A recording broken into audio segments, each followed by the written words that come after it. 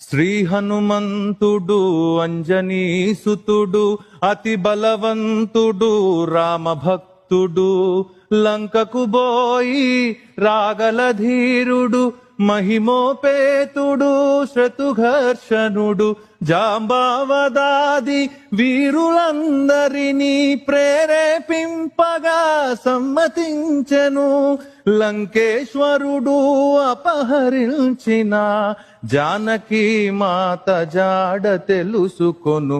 శ్రీ హనుమాను గురుదేవులు నాయద పలికద సీతారామ కథనే పలికద సీతారామ కథ.